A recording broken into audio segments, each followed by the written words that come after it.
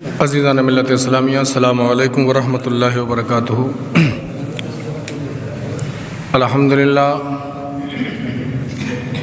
الحمدللہ رب العالمین والعاقبۃ للمتقین، والصلاة والسلام علی سید المرسلین، اما بعد فاعوذ باللہ من الشیطان الرجیم، بسم اللہ الرحمن الرحیم۔ فصل لربک وانحر، صدق اللہ العظیم وبلغنا علی رسولہ النبی الامین الکریم، ونحن علی ذلک لمن الشاہدین والشاکرین، والحمد للہ رب العالمین۔ عزیزان گرامی، آج عید الفطر کا دن ہے۔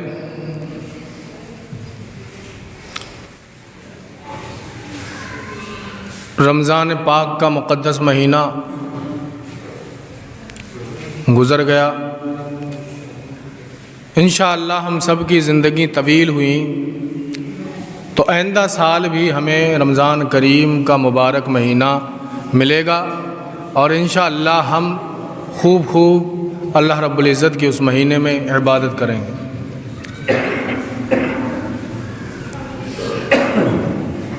عبادت کے تمام مہینے ہیں، مگر اس میں عبادت کرنے کا فائدہ یہ ہے کہ اس میں اللہ کی رحمتوں کی بارشیں جھما جھم برستی ہیں۔ اللہ رب العزت اپنے ہر بندے کو ایک نیکی کے بدلے 70 نیکیوں کا ثواب عطا فرماتا ہے۔ اللہ رب العزت اپنے بندوں کو بہترین انعامات عطا فرماتا ہے، یہاں تک کہ آقا صلی اللہ علیہ وسلم ارشاد فرماتے ہیں کہ رمضان مبارک کے مہینے کے ہر دن میں فرشتے آسمان سے اترتے ہیں اور کہتے ہیں وہ افطار والوں کے لیے دعائیں کرتے ہیں، اور روزہ دار ہو نا، جو اصلی روزہ دار ہو، اصلی روزہ دار کا مطلب جس کی آنکھ کا روزہ ہو، زبان کا روزہ ہو، ہاتھ کا روزہ ہو، پیر کا روزہ ہو، ایسا روزہ دار، حضور فرماتے ہیں ایسے روزہ دار کے لیے دریا کی مچھلیاں بھی دعائیں کرتی ہیں۔ روزہ دار کا بڑا مقام ہے، کہتے ہیں ہر دن فرشتے نازل ہوتے ہیں۔ اور قربان جاؤ، کہتے ہیں جب عید کا دن آتا ہے نا تو پہلے دن سے اور رمضان کے 30ویں دن تک جتنے فرشتے اترے تھے، اللہ ارشاد فرماتا ہے کہ اب سارے اکٹھے ہو کے جاؤ، سارے اکٹھے ہو کے جاؤ۔ اور کہتے ہیں حضور فرماتے ہیں کہ جب عید کے دن آتے ہیں اللہ رب العزت انعامات بانٹتا ہے، روزیاں بٹواتا، کہتے ہیں اللہ فرماتا ہے اس دن، حضور فرماتے ہیں اس دن وہ فرشتے بہترین روزہ داروں سے، جس نے اللہ کی رضا کے لیے روزے رکھے، فرشتے ان سے مصافحہ کرتے ہیں۔ اس لیے مصافوں سے دل نہ موڑا کر، کسی کی بھی شکل میں آ سکتے ہیں۔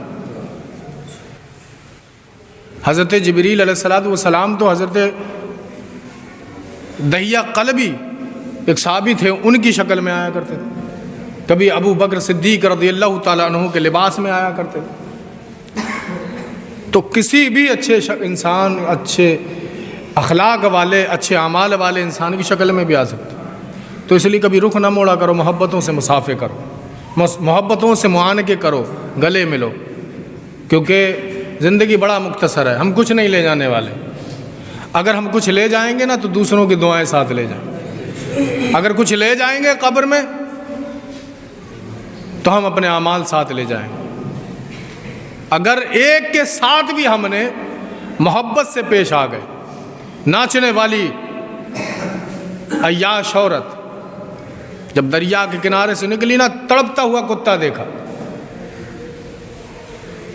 اپنا پیاسا جب تڑپتا ہوا کتا دیکھا، اس فحش اور مکار عورت نے جب کتا تڑپتے دیکھا تو اپنا دوپٹہ کنویں میں بھگو کر کے اس کے منہ میں نچوڑ دیا۔ جو پیاس کی تڑپ تھی نا اس کتے کو، اب بجھ گئی پیاس، وہ اٹھ کر کھڑا ہوا، آواز آئی ہے میری بندی، تو نے دنیا میں میری مخلوق پہ رحم کیا نا، اب یہ رب تجھ پہ رحم کرتا۔ جب تو اتنی بڑی گناہگار ہو کر میری مخلوق پہ رحم کرے تو میں تو تجھ سے بھی زیادہ رحمان ہوں، میں تجھ سے بھی بڑا رحیم ہوں، تو میں کیوں نہ تجھ پہ رحم کروں؟ اس لیے رحم بھی کرو۔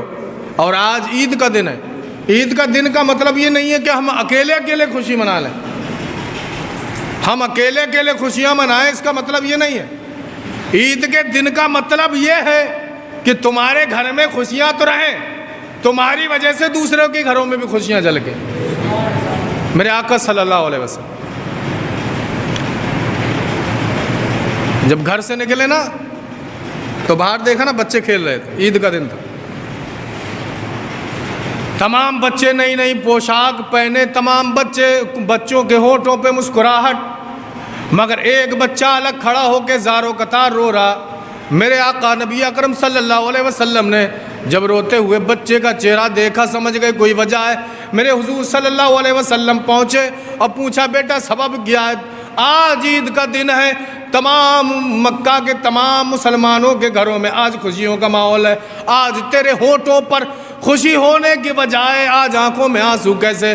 آج تیری آنکھیں نم کیوں ہیں؟ اللہ اکبر۔ بچہ کہنے لگا حضور آج زمانے کے بچوں نے نئے نئے لباس زیبتن کیے ہیں، نئے نئے لباس پہنے ہیں، یا رسول اللہ صلی اللہ علیہ وسلم آج اگر میرے ماں باپ بھی زندہ ہوتے تو مجھے بھی بوسہ دیتے، آج میرے ماں باپ زندہ ہوتے مجھے بھی بہترین کپڑے پہنا دے۔ ان کے ماں باپ آتے ہیں تو انہیں کبھی چوم کے چلے جاتے، کبھی انعام دے کے چلے جاتے، میں تنہا در یتیم ہوں، یا رسول اللہ صلی اللہ علیہ وسلم نہ باپ ہے نہ ماں ہے، کون مجھے نیا لباس پہنائے گا؟ کون مجھے بوسے دے گا؟ کون مجھے شفقت بھری نظروں سے دیکھے گا؟ میرے آقا کی آنکھوں میں آنسو آ گئے، کہنے لگے گھبرا نہیں بیٹا، ہاتھ پکڑا، حضرت خدیجۃ الکبریٰ اور حضرت عائشہ رضی اللہ تعالیٰ عنہا کے حوالے کر دیا، کہنے لگے بچے کو نہلاؤ، بچے کو دھلاؤ اور نئے بہترین حسین کے کپڑے پہناؤ۔ اللہ اکبر۔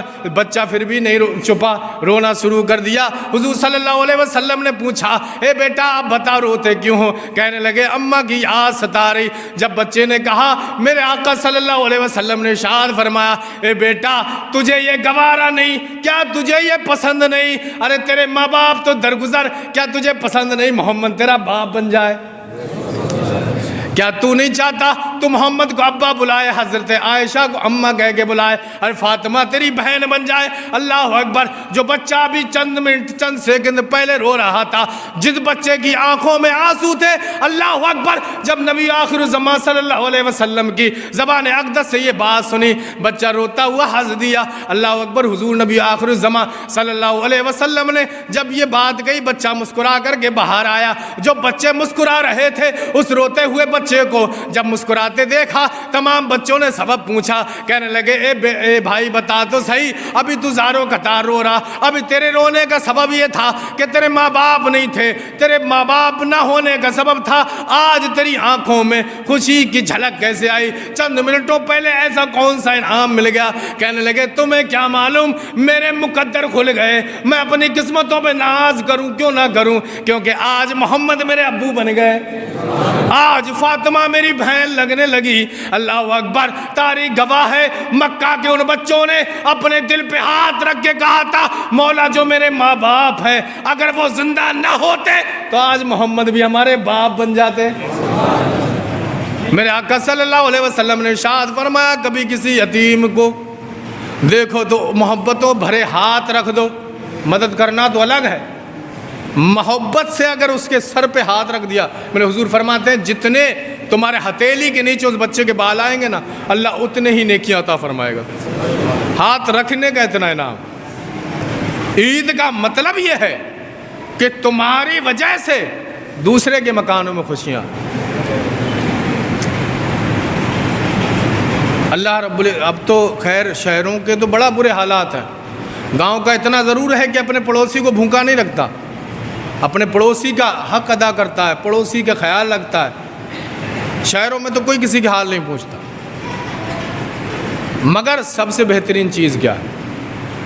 آپس میں مربت جیسے 50 سال پہلے تھی نا، وہ تمہارے گھر سبزی بھجوا رہا، تم اس کے گھر بھجوا رہے، تم اس کے گھر کھا رہے ہو، وہ تمہارے گھر کھا رہا۔ یہ محبتیں دیکھنے کو نہیں ملتی اب۔